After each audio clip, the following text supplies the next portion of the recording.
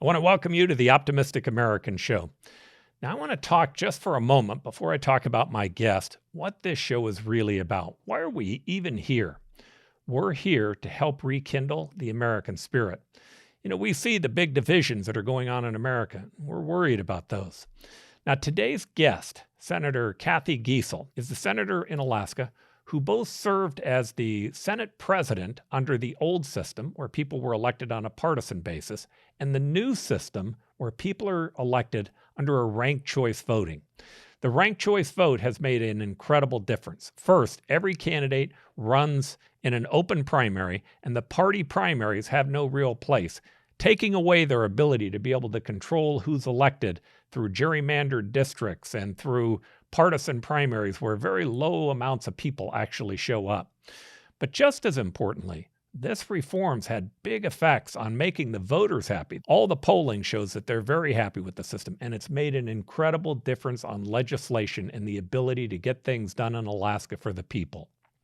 Most importantly, this whole season is dedicated to the reforms that are going on in America that can help heal these divisions. And this is someone, an individual, who's serving in a leadership position and can tell you how those reforms actually work.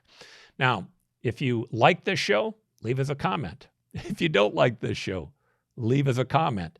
Tell us what it is that you think or why maybe you disagree with us or agree with us. And if you have questions, feel free to do that as well. But we're here to talk about a very important subject. We not only want input, we want engagement.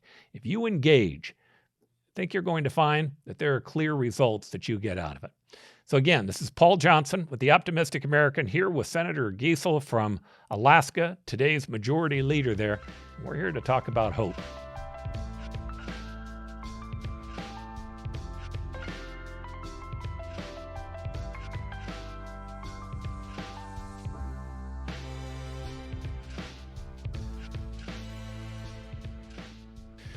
Senator Giessel, welcome to the Optimistic American. We're so happy to have you on our program today.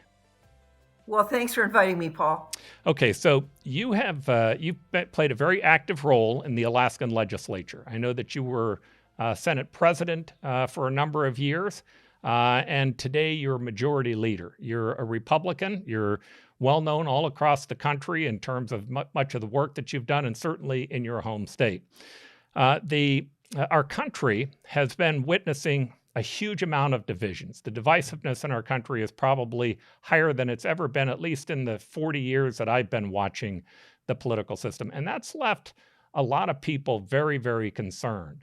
So I know that, that we have been talking about, both on this show and around the country, many different leaders have been talking about the different reforms that might be put into place. Now, here's what's fascinating about your state and you. You've already done it.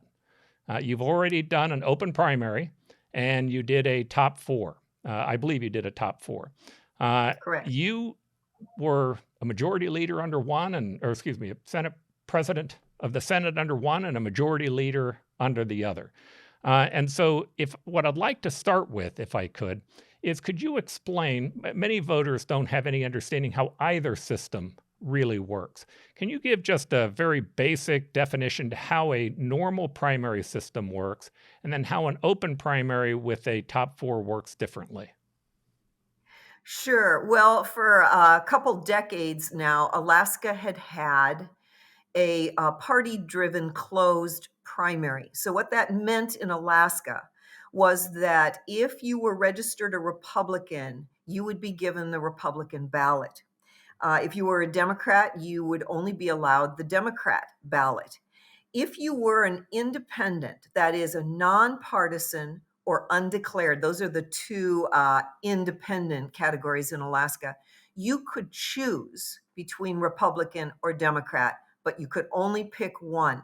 So if you had a favorite person that was a Democrat and the other, for another race, your favorite was a Republican, you had to choose either or. You could not vote for both of those people.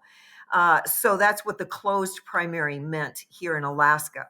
Now, a couple years ago, of course, we voted to do a ranked choice voting, top four primary. This is an open primary now. The party affiliations are still labeled on the ballot, but everyone is on the same ballot. Everybody can vote for the same group of people running. Doesn't matter what the voters party affiliation was, or the nominees party affiliation. It was completely open, not controlled by party affiliation. So that's our top four. And then those top four out of that primary, so let's say there were 6 candidates, the top 4 election or vote getters would move on to the general election, again, all being on the same ballot. And they would be, the voters would have a choice of ranking those. Here's my first choice, here's my second choice, here's my third choice, fourth choice, etc. And there was opportunity even for a write-in the general election. But they would all be ranked then, and the top ranked person became the winner. Okay, now I believe you were an opponent to the ranked choice voting in the beginning, or not necessarily a supporter. And if that's the case, what I'd like to know is what were your fears? Because my guess is a lot of the things that you were afraid of are the same things that many other voters may be afraid of throughout the country. Sure. I was reluctant about the ranked choice voting. I spoke against it at numerous community meetings initially. The reason being, I am a lifelong Republican, affiliated with the Republican Party. I'd been a Republican Party official at all the different levels, even up to the state party vice chair. And I believed that the political parties should control the primary. That was the time for the parties to choose who their candidate would be to go forward to the general election. So my fear was that the parties would no longer control those primaries. Okay, and tell me now that you've actually run in it, did is that correct? Were your fears justified, or have you found it to be somewhat different? Well, Paul, I said initially I was opposed to the open primary and subsequent ranked choice voting. As time went on, the time that this subject was debated was about a year in Alaska before the actual initiative was on the ballot in 2020. And during that time, of course, we had a pandemic. We also had a lot of division develop, a lot of hostility, angst toward each other.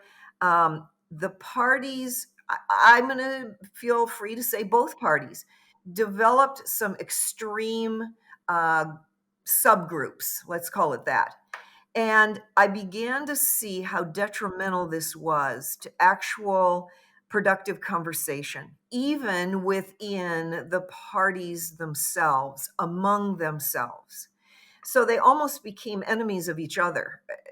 I mean, inside the party itself. And so my position actually moved so that by the time we had that election in 2020, though I wasn't out campaigning for the top 4 primary and ranked choice voting, I actually saw the value of it in terms of allowing the population to actually all voice what their real thoughts were, what their real preferences were. So I experienced both of them, both forms of election. I was first elected in 2011, and this was under the closed primary. I went through 5 elections with that system, the regular party-controlled closed primary. But when we became more divisive, and I say we now, I'm referring mainly to my own party, the Republican Party, I began to be considered not Republican enough because I was willing to work with people regardless of what their party affiliation was. You mentioned that I had served as the Senate president. You're right. I was the Senate president from 2019 to 2020. And we had a Senate that was controlled by the Republicans. We only had, there's 20 members in our Senate. 6 of them were Democrats. So we had a 14-member majority Republican. caucus. But that caucus was divided, so divided, and so much internal hostility that we weren't really able to be productive. And I began to be I began to become aware how important it was to work with the minority as well, because we all bring ideas to the table that are of value. So I did that. I worked with my Democrat minority leader. And so when the 2020 election came around, the party itself didn't regard me as Republican enough. And so in that close primary, I lost. I lost substantially. My brand new opponent, and this person had never served in state government before, got 2/3 of the Republican votes in that primary. I came out with a third. I lost that primary. My opponent who won that primary, actually almost lost to the Democrat in the general election, which was quite something in our district because our district has always been very staunchly A Republican in safe terms district. of who they voted for. So then we went to this top four primary. And in that, it changed completely how I campaigned. And I ended up winning that primary and then, of course, the general election. All right, now I want to talk about a couple of things, how you govern under it last. I'd like to talk about how it affects candidates and also the voters. But boy, something you said there that's just profound. I noticed it also. I was a Democratic mayor. I'm an independent today. But the Republican leaders, our state's been a Republican state for many, many years. They all worked with me. I mean, they would come back, not just worked with me, many of them put their arms around me and said, hey, let me let you see how the legislature works. And, sometimes I'd come in and ask them for something and they'd laugh and they'd say, Mayor Johnson, that's not going to happen. We're not going to get that done for you. But other times they'd say, hey, that's a good idea. I've noticed a change where it's exactly what you said. It's not just Republican and Democrats where the two of them can't get along. They can't even be in the same room sometimes. But amongst the parties, there are now these fringe elements that have formed on the Democratic side, which is part of why I left, and on the Republican side. And there's internal fighting where they really want to out people or to primary people who have any type of alternative thinking. If you don't fit into the orthodoxy that they believe is right, they want you out. Well, let's talk, if we can, about the voters first, because I think that's important to most voters. What I saw, or what I see, is that you ran in that Republican district. I'm just making a guess. You can correct me if I'm wrong, but when you ran in that Republican district, you probably got a voter list and you probably went out and knocked on all the doors of all the Republicans, met them, heard about what they were interested in, and then if you won the primary, it was over. You really didn't have to go talk to the Democrats or the independents. You might, but you didn't have to. When you run in this new system, which is very similar to a city election, you don't have a choice. You have to go talk to Republicans, Democrats, and independents. And that doesn't mean you give up your values. You come with a set of values that are yours, but you hear other people and you hear their pain and you hear the problems that they're facing and the challenges that they're dealing with. And that changes you. It just has an effect. Would you agree with that? Could you give me your experience on it? Paul, what you described is 100% accurate. It is true. In a close primary, as a Republican, I bought that database, right, that had the voters identified in it, what groups they affiliate with, what initiatives they might have signed, who they donate to. And I'd walk down the street looking at that, looking at the addresses, and I would target those homes. It's completely different in this top four primary, open primary. So this last year, I started out going to we just had redistricting, so I had a new area, but I went to every single door. I didn't buy a database. I had no idea who was behind that door, Republican or Democrat. And so when people asked me questions, I had no idea what their bias was. It required me actually to be 100% authentic with every answer that I gave because I couldn't craft the answer, and you know this is how politics works, crafting the answer for the audience, right? Um, it was it was actually so much more fun. I really looked forward to going door to door. And Paul, you have been a mayor, maybe you've gone door to door, and you might know it is one of the hardest things to do as a candidate because you're knocking on somebody's door. They're probably fixing dinner, or maybe they've had a bad day. I mean, you just don't know. Yes. Um, but I totally looked forward to this because I met the most interesting people. And it was just so rich. I knew I was knocking on doors that I had walked by in the past, but this time I got to stop and talk to them. It was just delightful.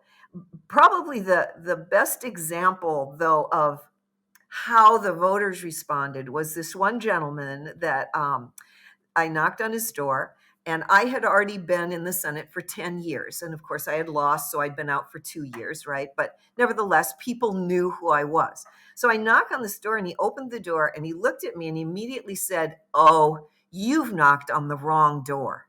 I'm a Democrat. I'm a super voting Democrat. You've knocked on the wrong door." And so I just smiled and said, "Oh, no, sir. I knocked on the right door. You're exactly who I want to talk to." And so he was kind of startled by that, but we had a wonderful conversation. I have no idea if he voted for me or not, but we found so many areas that we agree. Because, at the end of the day, at least I can say here in Alaska, there's like 90% of the areas that we all agree on.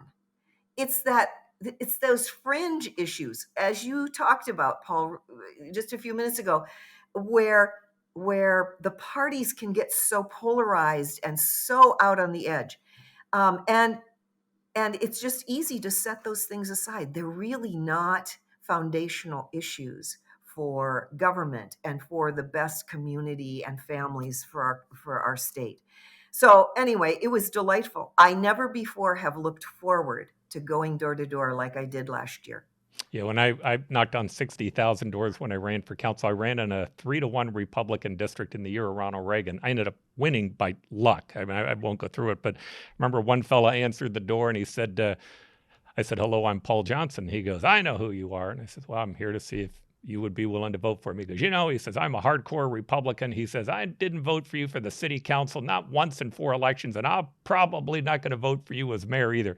So I says, "Okay, I'm going to write you down as a maybe." But what happens is, same with you. I started talking to him. He was deeply concerned about business, deeply concerned about the regulations that cities had placed on him, his ability to keep his restaurant working. What happens when you talk to other people, again, I was a Democrat at the time. I was concerned about many social programs, education, or programs that related to parks and recreation. But as you start to listen to people on the other side and understand their pain, you have to find a way to marry those two. And the marriage was, hey, we can't have these social programs if we don't have a business community that works. Now, when I ran for governor later on, that idea of talking about people who work and have their own businesses and the importance of profit, oh my gosh, it was like heresy in the Democratic primary. You just didn't want to talk about it because they divorced the two. There's no connection. There's no listening to people on the other side. I think the single most important thing that educates our leaders is to have to talk to people that they don't necessarily agree with. In fact, in woke culture and the political correctness that's going on, maybe one of the most important things in society is getting people to understand the importance of listening to people they don't agree with. Oh, that is so true, Paul. Absolutely. Yes. At the Optimistic American, we don't want consumers where we're convincing you to buy. We want prosumers who are helping us spread the message.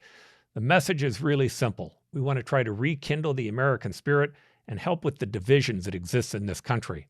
Now, if you like what you see, subscribe, push that subscribe button, or go to theoptimisticamerican.com/premium and share our mission. Become a part of the overall program. Share this video with other people. And again, what we're looking for isn't consumers. We want you to be a prosumer. All right. So let's go to governing. Now, this is where it's amazing for me. And I have no real experience in the governance of a legislature. I'd like to know how the legislature operates differently today in Alaska than it did before, what the changes are that have taken place.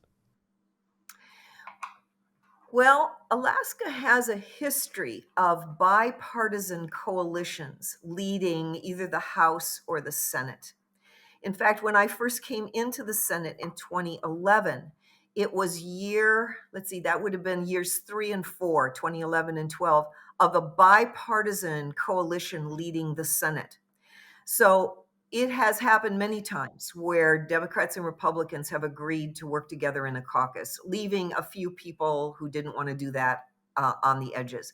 So, so with the 2022 election in the Senate, despite the fact that we have 12 Republicans, 8 of us have joined with 9.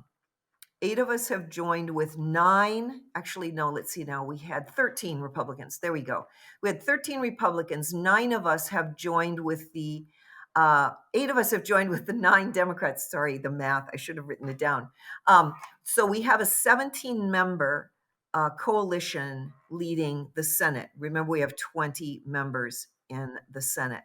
So we have a supermajority, and we are Republican and Democrats. It is delightful to work together.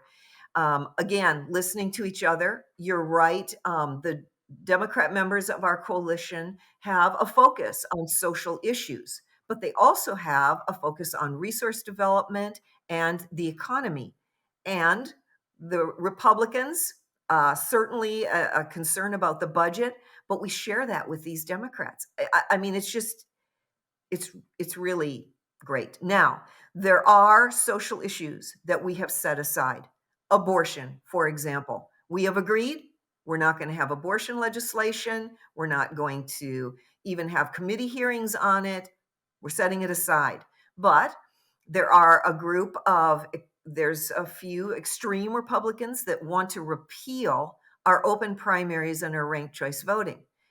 The chair of the State Affairs Committee has talked with them, have set aside the repeal of ranked choice voting, but is looking at cleaning up the voter rolls, making sure there's an opportunity for ballot curing. If someone makes a mistake on their ballot, ease of correcting that. He's including some mail-in voting, but those Republicans want to make sure that there's security with that. So that chairman is really blending the ideas from Republicans and Democrats under that serious topic of election law. So it's working well, and it's just a delight to work with each other. Now, the interesting thing is the House has a supermajority of Republicans who doesn't like anything the Senate is doing, and so we kind of have this conflict going on between the two, the House and the Senate. That's not totally unusual, I know, but I think a few more ranked choice elections, open primaries, and we may all come to the middle a little bit more readily. Yeah, and again, you mentioned the abortion issue. People don't have to give up their values on something like that to be able to figure out how to work together on 80% or 90% of everything else. But we do.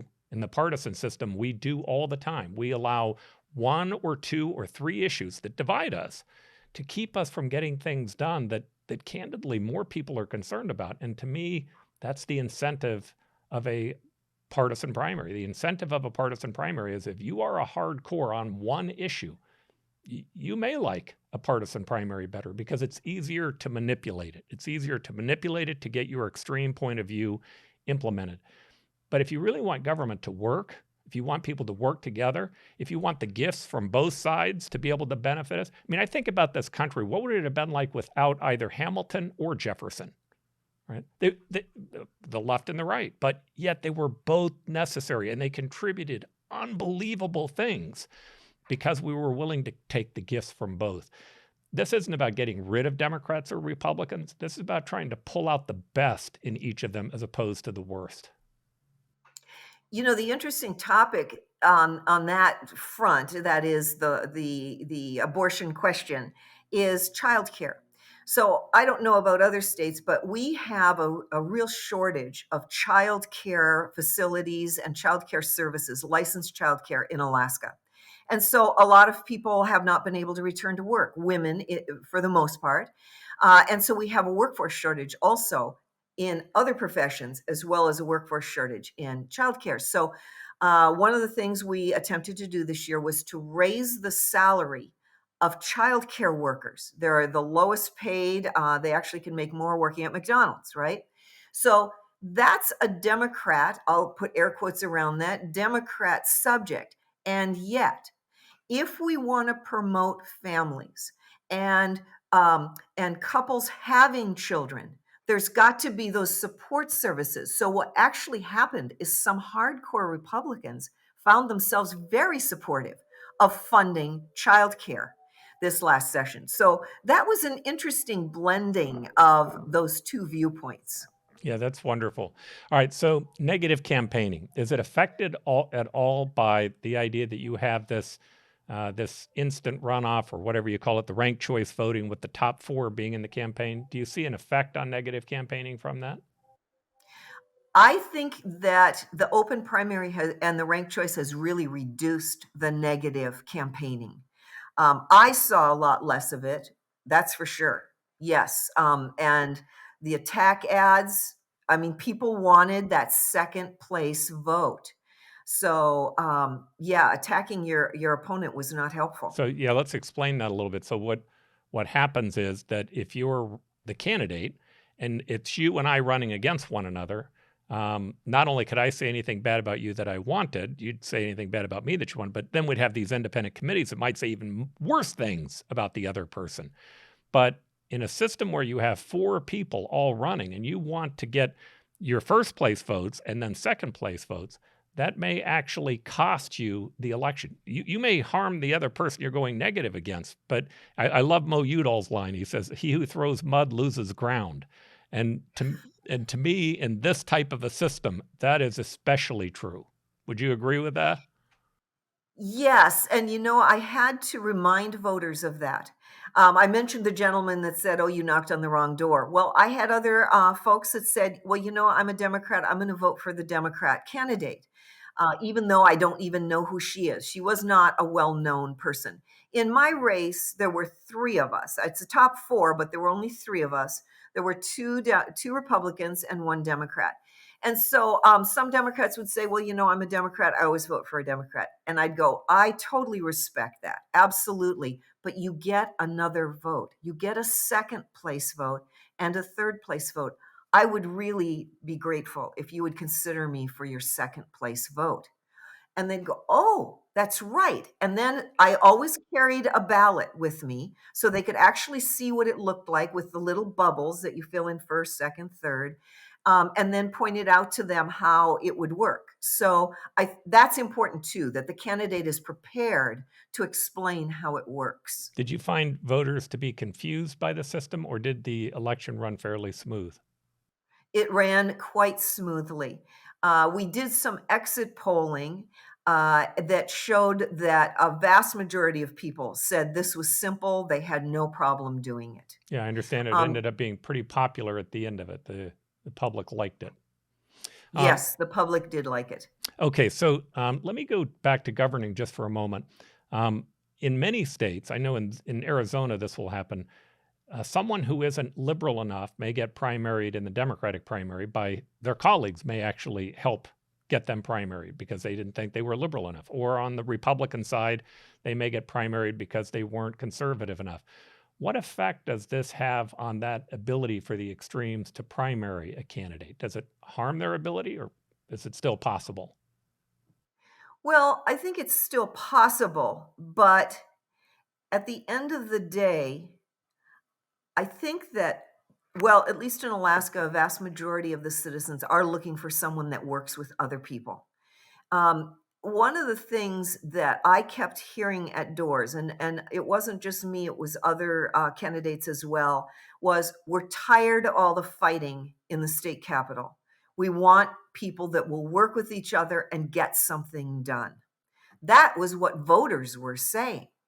So the more they saw a person, and this, I say this because this is how what was reflected in at least in the Senate elections, the more people would reflect their ability to work with other people, their willingness to listen. That's what appealed to our voters. In Alaska, we have an interesting demographic. Our Republican Party and our Democrat Party is actually shrinking in the number of people affiliating with them. Let's see, right now, I'm looking at it right now, only 13% of Alaskans affiliate with the Democrat Party and only Oh, 24% wow. with the Republican. So 63% of our electorate is undeclared, nonpartisan. They might be the Alaska Independence Party. We have such a party.